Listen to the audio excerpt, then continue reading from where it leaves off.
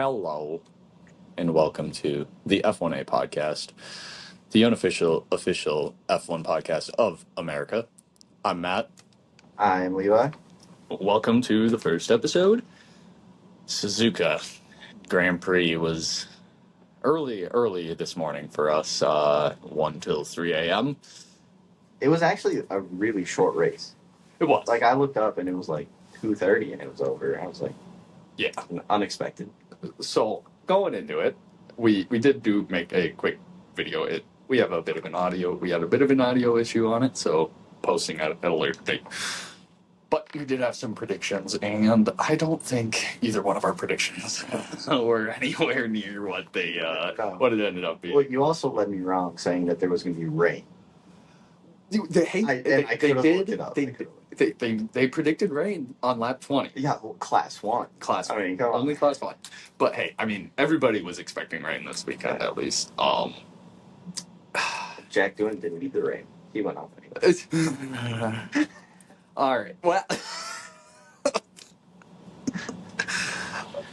so overall, I mean, practices wise, it was pretty standard. I thought it was more as expected than qualifying and the race was. Yes, I mean, I thought, I agree. George was up there. The McLarens were up there. Right. Yuki Tsunoda was tearing it up in practices. I mean, absolutely fantastic. We'll get to that in a second. Practices. I mean, I thought the race did not reflect whatsoever. Whatever, we can skip over the practices, I guess. Okay, but first, I hated how many red flags were in those practices. Yeah. Yeah, you don't need to pull out the fire extinguishers every 5 minutes to pull out a red flag. I couldn't agree more. I did have some notes. They're surrounded by water. Japan. Yeah, no, it's not like they're in a scarcity of it. No. I mean, I don't know. If there's a drought season, I don't want to be insensitive to that. Your eye, I'm too bad. That was Levi.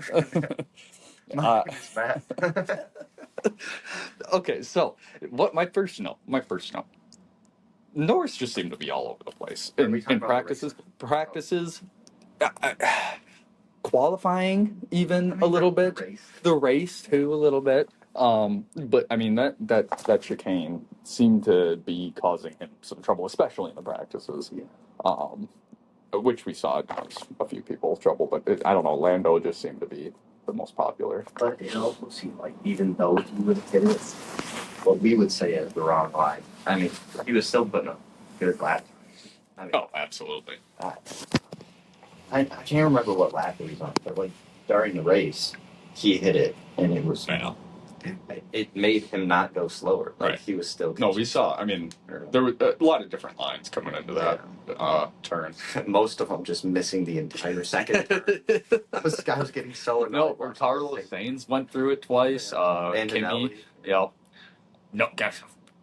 Kimmy. Speaking of Kimmy, holy crap! Yeah, youngest driver to lead a race. And I wish it would have been kind of cool to see him break that Verstappen record. It was never going to happen.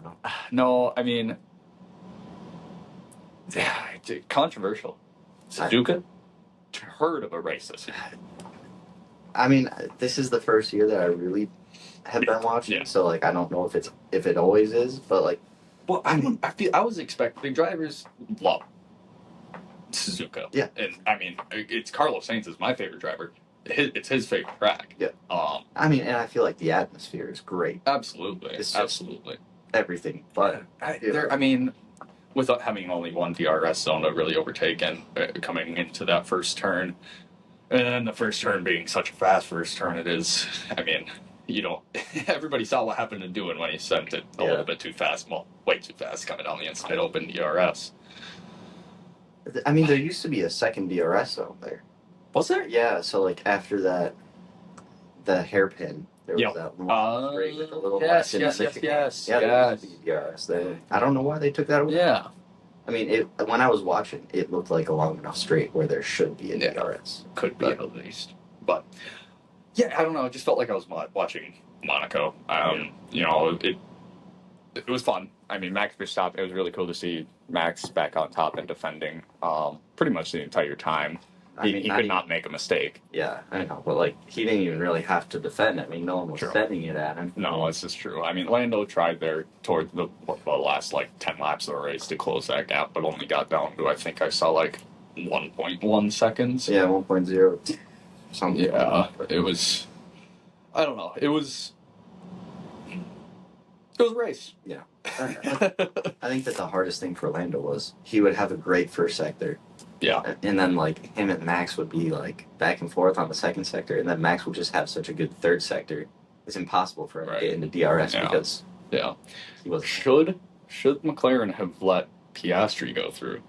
Yes. I completely agree. Yes, 1,000%. Piastri was right on Norris's ass the entire time after the pits. And we can say, like, he asked with 13 or 10 laps to go. Yeah. I think they could have done it even before that. Absolutely. I completely agree. And, okay, are we going to start this rant right now? I've got a thing that I don't know if you saw, but we can touch on it after. You go on your rant. Okay, so partially, can we blame... I'm trying to get you to bite here, just so you know. It's a, trying to lure you in. Mm-hmm, mm-hmm. Can we blame McLaren's strategy for anything here? I think a lot of the same lap was questionable. Oh, absolutely. Huge questionable call there. I think a lot of people's strategies were just kind of like not there. They weren't attacking. No, none of them were really. I mean, there was a couple tries for undercutting, but I mean, none of them were good enough to be on the screen. No, and it I don't know what the teams were thinking in this race. It was weird. Once, who was the first pit? Piastri to defend against Russell. Yeah, Stroll and Russell to defend against Russell. But I mean, Russell didn't even come. He didn't even come close to undercutting Piastri. More or less, Leclerc. I mean, there was no defending. No, I mean, there was nothing that had to be done. But can we blame McLaren's strategy for anything? Not. I mean, I think they would have had a decent chance of winning the race if they would have swapped Norris and Piastri halfway through, a quarter through. I mean, he was showing that he was right there with them the entire time. And if he passed Max, if they had to battle or anything, Lando's right in it too. Yep. So would have been another opportunity to score more points. Yeah. But with pit stops, can we blame any of McLaren's strategy? You keep asking me this question. Because I'm trying to get you to bite. No. Thank you. Because, yes, they could have left him out longer. Yeah. And I think if they left him out longer on those mediums, I mean, right before he pit, he said, my tires are fine. Yeah. There's no graining. Yeah, nobody was really even experiencing graining. No. I mean, Kimi Antonelli sat out on those on his first stint for I can't even remember how many laps. It was a lot. 30. But did they need to pull him in then? Probably not. No. And as a driver, whatever strategy you're given, you work with what you got. Yeah, for sure. He was not pushed off that track. And not at all. And Verstappen wasn't pulling away ever.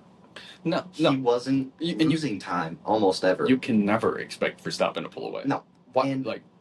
That's not racing. And as Lando, you work with what you got. Yes. You pull in behind Verstappen. You have DRS the rest of the race. He wasn't pulling away ever. Right.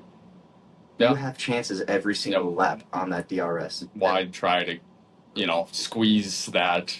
No one does that. No one does that. I think I've seen it like a couple times in my time watching F1, but to do it in that spot. Yeah. Other tracks would be a little bit more understandable where there's pavement on both sides and are all around and you're not having to go through the grass.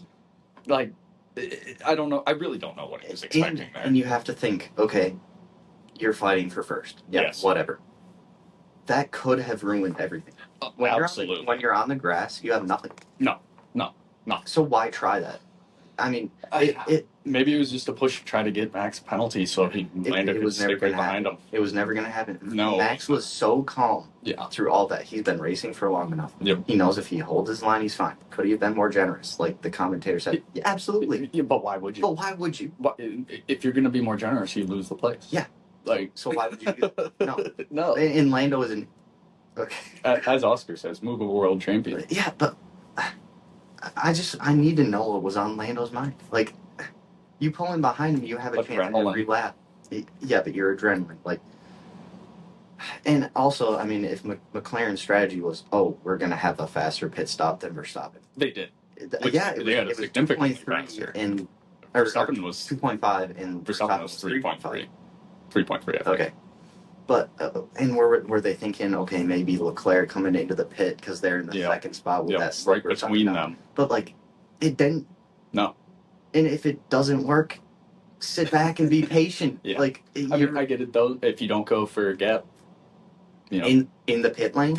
Hey, a gap's a gap. Yeah. George Russell found that out in Singapore a couple of years ago. I mean, dude, just... I will never, you know that I'm a Lando fan. Yeah. Sadly.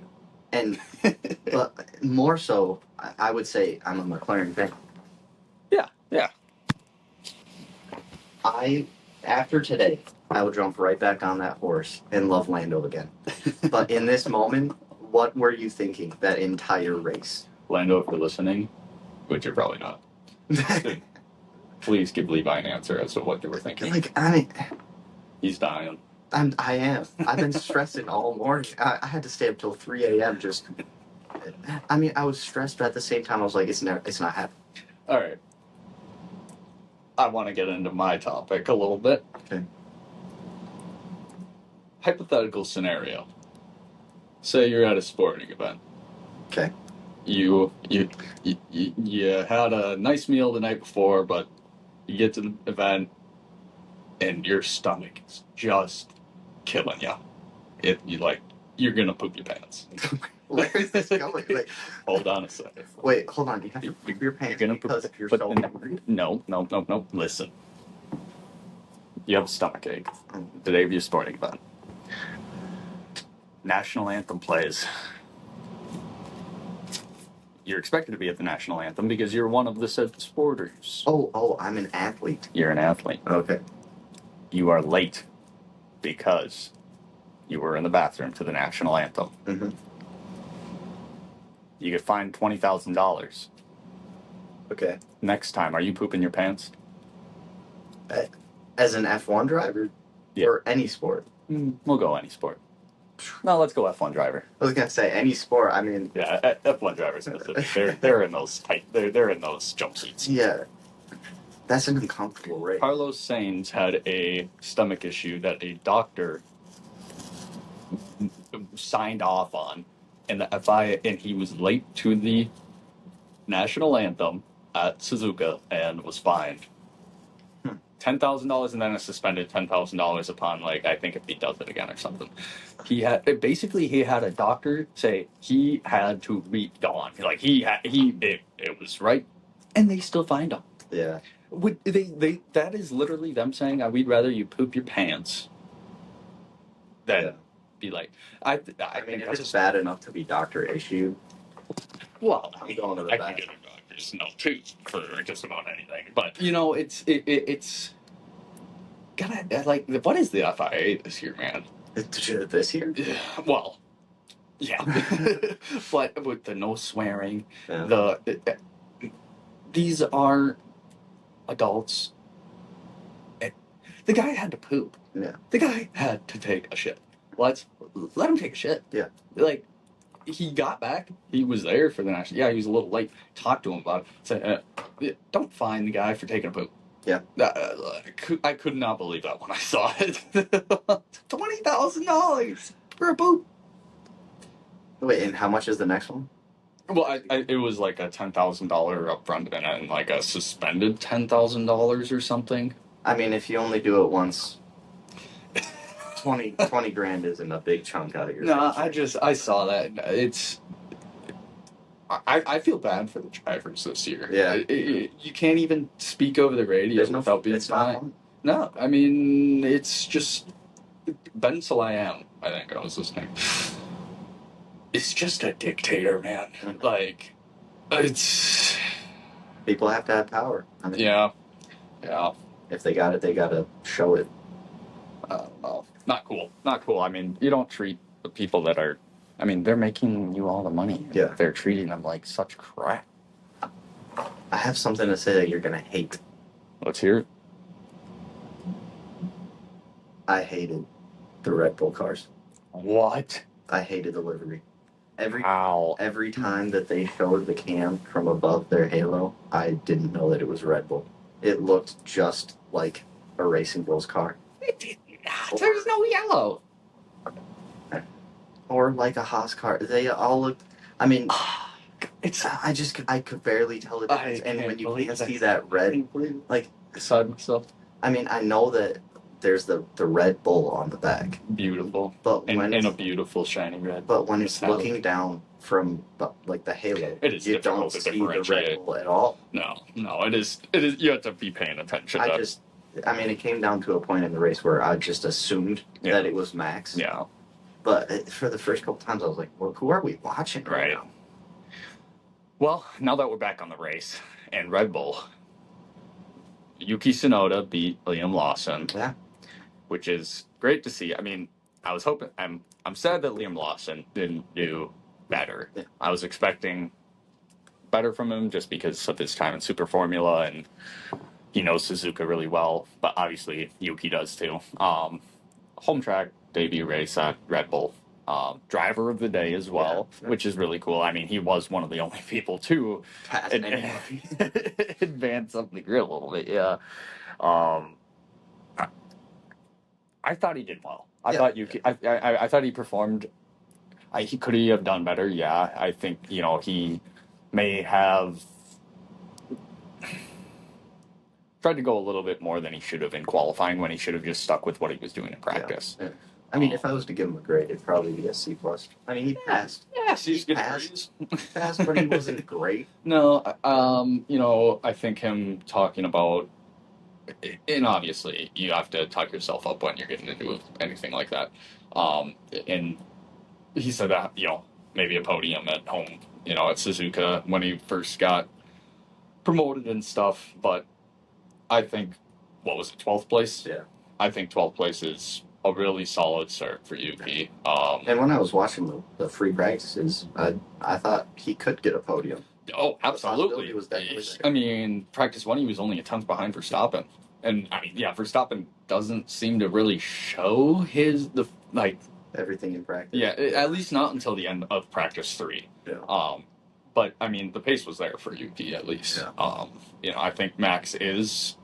It's a little bit different this year for Max, I think. I think he is probably showing more so what he's got right up front, just because that car is not what it used to be and what he's used to, so he's actually having to put more effort into those practices. So I think it is a little bit more accurate, but I mean, I feel like Red Bull, they showed today that they're getting somewhere with their car. Yeah. Like, I think that if this was the end of last year or Australia or anything like that, if they were using the same car, I don't think that he would have had it.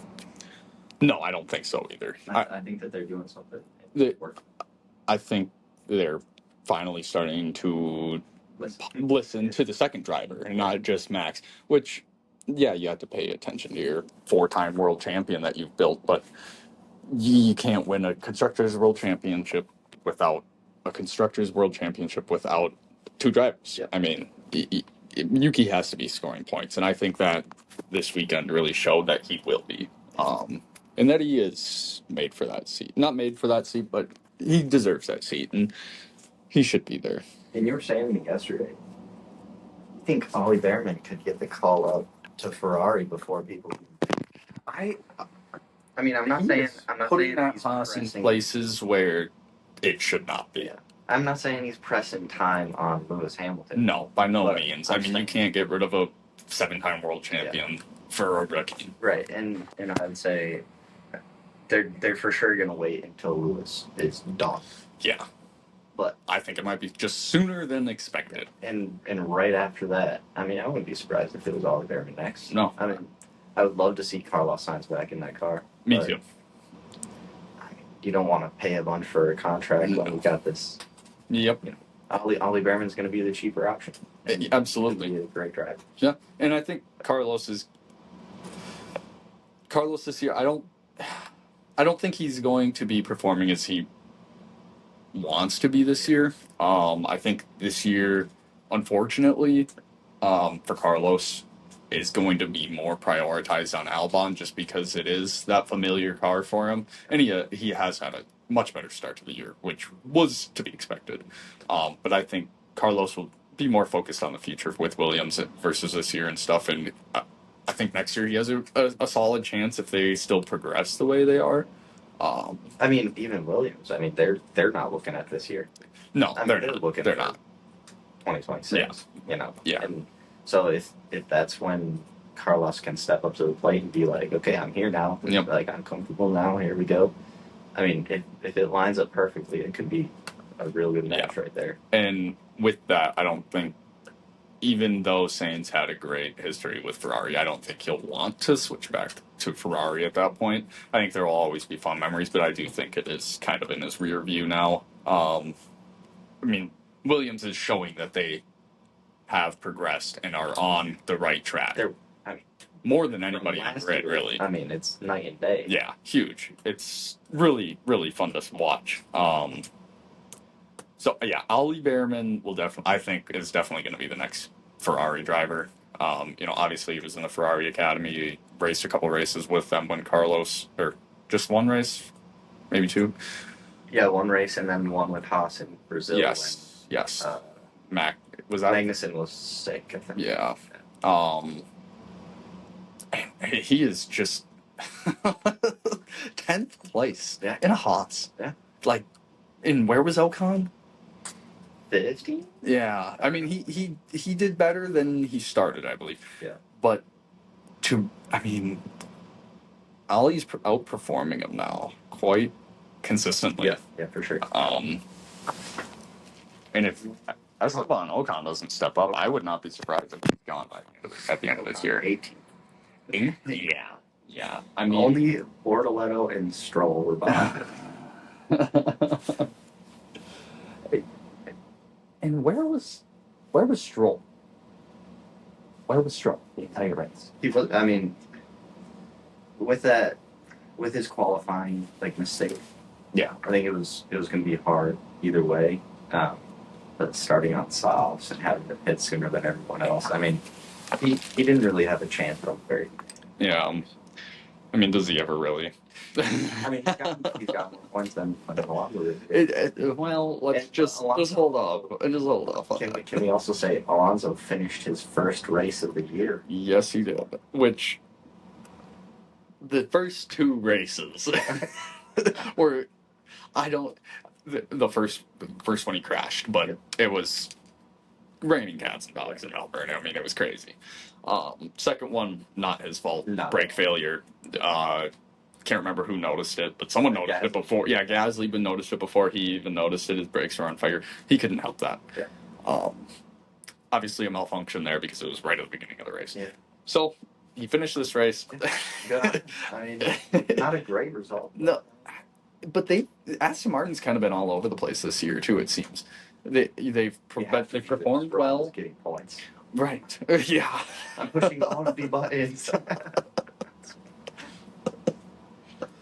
Oh God. I think Aston Martin is also has shown some sparks of progress. I think a lot of people are hoping that Adrian Newey is just going to come and save the day for 2025. I don't think that's going to happen. This year is way too soon. Yeah, I mean, he was already behind on the 2026 regulations because we're at least working with Aston Martin on the 2026 regulations due to Red Bull cock blocking him. Which to be expected. I mean, you're leaving for a competitor team. But yeah, definitely not going to be Aston Martin here this year. No. I think they're doing better than they have, which is great to see. And I would love to see Sigma Lonzo up on top of that podium, or not just on the podium in general. But Doesn't even have to honestly, be on top. With the way that these rookies are progressing, it's putting more people between Alonso and the podium. Yeah. Like Antonelli. I mean, overperforming. Ollie Behrman, Hadjar. Yes. They're doing so well that, I mean, I think it's going to be hard to see Alonso get onto that podium. There's going to have to be a very rainy race where a lot of people crash out or something. Yeah, definitely. But I mean, it is Alonso, so we'll see. He can work some magic. So, but I mean, here's another thing, because we can say Alonso is one of the greats. Yeah. And we're going to say 2 world champions. Max is great. I would argue that Max is, at least driving style wise, possibly the greatest. I'm going to say that for sure. I can't say that. I don't want to say that for sure because I know a lot of Team LH members are gonna be all over that. But we also didn't watch back in Schumacher. No, we didn't watch Schumacher. We didn't watch Prime Lewis Hamilton. Right. And you know, I'm going to be going back and watching some of those old races. But Max, I mean, he's raced against Lewis. Yeah. And he has shown that he's bested Lewis at least the past 5 years. You know, if we want to bring up Abu Dhabi 2021 here, even people that haven't been keeping up with Formula One for the past 5 years know about. Yeah. Everybody knows about Abu Dhabi 2021. Well, I mean, it's episode 1. Do we want to talk about Abu Dhabi 2021? First, I want to talk about this year. So, okay, what I was going to say is, Alonso's in a not good car. Correct. Well, not great. Not great. Right. I mean, it's no kicks out. Great. But the way that we see Max forcing his car to be the best. Yes. We're not seeing Alonso forcing his car to do a lot. We don't see. I would argue that we don't see Alonso do it, and we don't see Hamilton really do it either. We're going to be in so much trouble. We're not saying that anybody is Hamilton washed. Is washed. No, we're not saying that. I'm saying it. I'm not saying it. Matt is saying Hamilton is washed. Yes, he is. I mean, maybe he's not. Maybe he is. But as of right now, he's not performing at a world championship material. You know, I know that this is... And it's a new car, I get it. This is our American podcast. The unofficial, official F1 American podcast. But for anyone who knows about soccer, I would say Ferrari is like Man United. Whereas they have the history. So you like the Ferraris of soccer? Yeah. Yes, okay, he is a Man United fan. Don't let him tell you otherwise. No, because I'm a Marcus Rashford fan, and wherever he plays, I like. Which right now it's Aston Martin. So, wait, Marcus Rashford plays for Aston Martin. Not Aston Martin. Aston Villa. You heard it here, folks. You heard it here, folks. Lance Stroll traded for Marcus Rashford from Man United onto the Aston Martin team. Okay, but idiot. So. They have the history. Yeah. They have awful... I mean, I don't know about Ferrari's ownership, but just the strategy kind of thing. Oh, I'm talking about Ferrari strategy for hours. They're the same. Yeah. And everyone loves them because of their history. Well, a lot of people hate Man United because of their history. And a lot of people No. Everybody's a Ferrari fan. Yeah, exactly. And that's the saying. But I feel like neither of them have shown anything in the last 10-ish years. I mean, Man United have taken second, Ferrari taken second. Yeah. But it's not good enough. No, it's not. And it's the first losers. I mean, it's hard to say that Lewis Hamilton is washed when he's playing for that second team or the bad strategy. And I mean, we will. I mean, Mercedes has not been what they were when Hamilton won. You know, the W11, that friggin' rocket ship. I think that was 2019. They haven't produced nearly as effective as a car as they did 4 years ago, 5 years ago. I mean, we can say that about Red Bull 2 years ago, though. It's true. Their mistake is just focusing too much on Max. Yeah. Mercedes, who knows where they went wrong? Yeah. They just decided, let's drop the side pods and see how that works. I mean, 2021, we almost got that driver's championship. Oh. And after that, where'd they go? They disappeared. Do you think Lewis should have won 2021? Yes. And the crowd goes wild. Well, I mean, you gotta say your opinion. I'm too scared. I feel like I'm gonna get haze. No, because I mean, and I don't care what other people think. In my opinion, I think if we're going off of what the regulations and everything is, that should have ended under a yellow flag. It should have ended under the safety car, right? Yeah. And I mean, am I glad they let them race? Yeah. But do I wish that they were both on the same set of tires? Absolutely. No. I think that would have been the best race. I think I'll agree. I'd have to agree with you to an extent of the fact that, like, yeah, Lewis, it according to the regulations, it should have ended with Lewis in first. But we know how FIA goes. The man, the myth, the massive, as someone says, Michael Massey. He decided to take things down a different road. And is it Max's world championship? Yes. Yes. And am I going to complain about it? No. No. Should it have been Lewis's? Probably. But it's Max's, and it is what it is. And if we go back and fix that one, we have to go back and fix a lot of other ones. And do we know who caused that safety car? Nicholas Latifi. Who did he drive for? Williams. Okay, so he fucked it into the wall.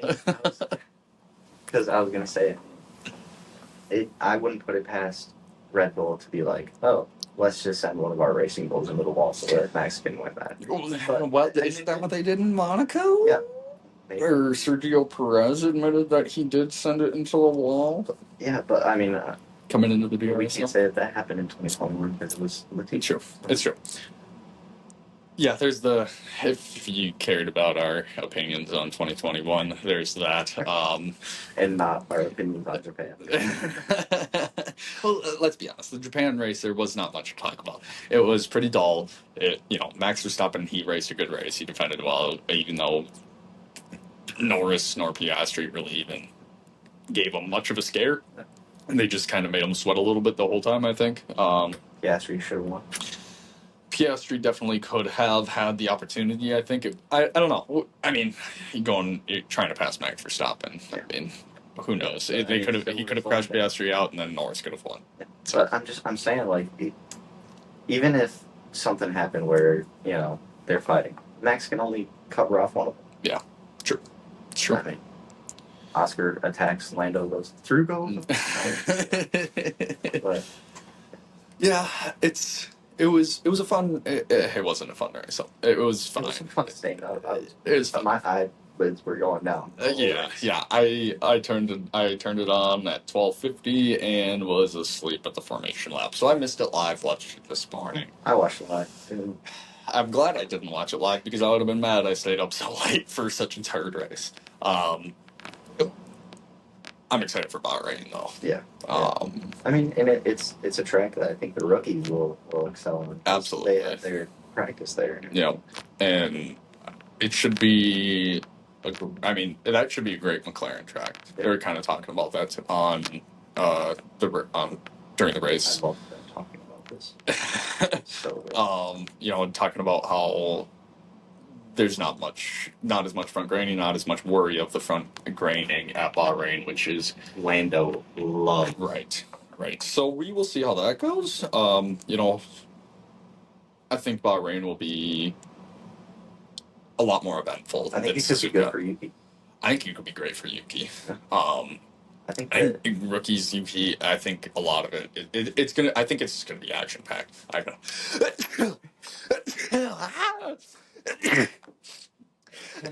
Oh. Can we say, like, I think that there's not going to be a lot between first and 20th. No, I don't think so. I mean, unless McLaren just go on a tear and just win by 30 seconds. Which happens, but you never know. I mean, fine, we'll say between 3rd and 20th. No. I don't think that there's going to be a lot of time. No, I don't think so either.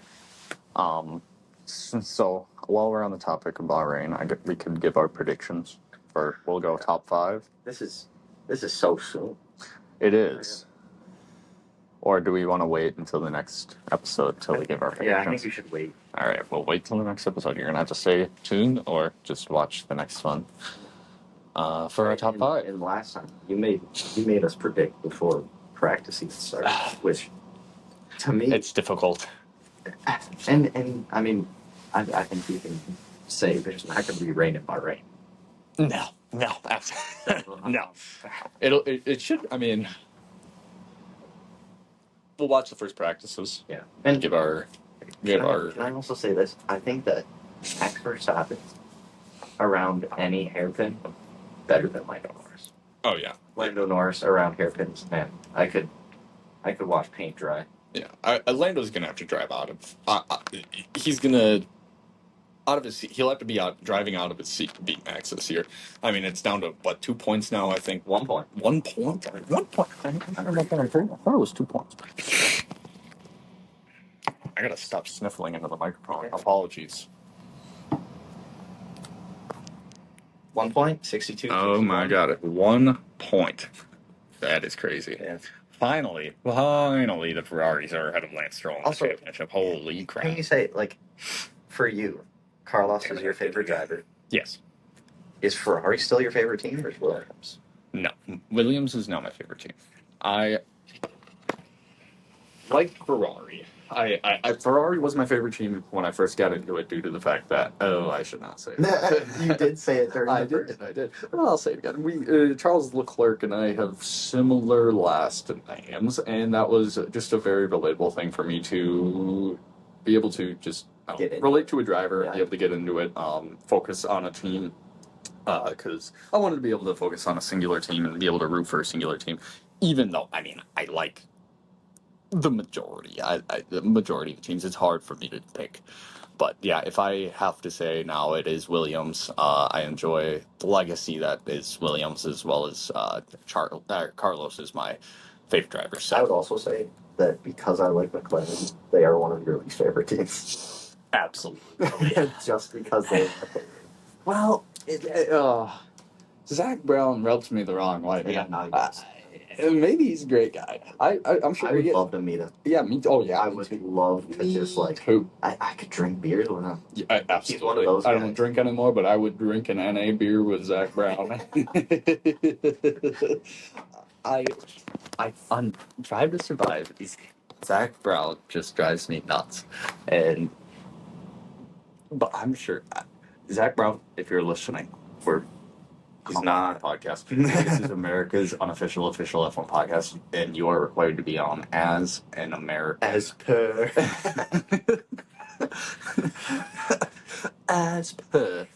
As an American, you are required to come be on the podcast. He loves baseball. I love baseball. Stop the cap. Don't stop it. Stop it. We must let Zach know that I love baseball. Let's go hit some. I'm not gonna say that. Bigger fan of golf. I would. Let's go. Zach Brown, Lando. Let's go golf. Let's go golf. Carlos. We've got some sweet golf courses here at our place of employment. They're great discounts for us. Yep, great discounts. You guys have money, so you don't even need the discount. No, you know what? You guys are millionaires. I will pay for your round of golf. Dang. Yeah, I know. I've seen his bank account. It's low. It's very low. let's just say I couldn't afford these mics. I could. Yes, please, Fat Brown. Well, now he's Excuse me. coming Excuse me. on. Sorry. It's that. It's the RPM. Yeah, we just need to RPM. come on our podcast. Reach Go out. golfing with us. Post a damn video already, man. Like your audience is waiting for you. But and we are. I do not support We are RPM. We have to cut all this. We cannot let this be in it. You can't say Fat Brown. I will cut that too. I can't say Fat Brown. You can? Yeah, wasn't like Bro, coming on. I mean, Fat Brown, if you got a problem with that, hit me up on Instagram, F1A Pod. Slim Brown. Or I think it's just F1A, excuse me. Slim Brown. You're my guy. Slim Brown. I would not call him that if there was not that scene in Drive to Survive of him getting out of the McLaren. Yeah. It's I'll never speak a bad word about it. He's created a hell of a team. Yes. By winning a game show. Yeah. That was amazing. Well, I mean, that was his start to his racing career, but yeah. But I mean, the dominoes fall. Correct. I mean, he wouldn't have been here. He definitely would not be here without that. Yeah. But yes, I would not say I hate McLaren. I dislike them just because you like them, and it's friendly rival. And for a little bit, I would say the same about Ferrari. But no, and I can't say that I hate Williams either. Carlos is just such a likable guy. I don't hate a single team. You got me thinking. I don't hate Sauber. I hate Sauber is I only hate one driver. Yeah. I think. Yeah. I think so. Well, yeah. I wasn't a fan of Nikita Mazepin. But Lance Stroll, you can just I know one that you dislike. Oh, George Russell. The T-pose, man. Oh my God, come on, dude. With the T-pose. Grow up. Let's grow up. I mean, you know that there are walls there, but you can't see them. There's no walls in the intro 2025, that F1 2025 intro. Yeah, but it's a green screen. I mean, there might be walls there. It's just cringe, man. It's just cringe. Also, why is Carlos out here risen up as all during that video? It's the hair. That hair is just beautiful. Yeah, I mean, looks just like mine. Incredible. It does not look not at all. All right. Well, let's see what we're at here. I think we're just about at time. 43 minutes. Yeah, and you have to cut out about 3 minutes, so here we go. Yeah, we'll go on now. Well, do we ever cut that out, though? I mean, we'll talk about it after. I suppose, yeah. Well, yeah, thanks for joining. Yeah, that concludes episode 1 of the F1A podcast, America's unofficial official F1 podcast. You can find us on Instagram at F1A question mark. And it's not F1 in the letter A, it is F1 space EH, because we live in the Midwest and we talk with slang because we're schmucks. Oh, yeah. So, yeah, thank you for joining us, and be looking out for episode 2. We'll have race predictions and things like that. Yeah. So, follow us, yes, Instagram, YouTube, Spotify, do it all. Thank you, and goodbye.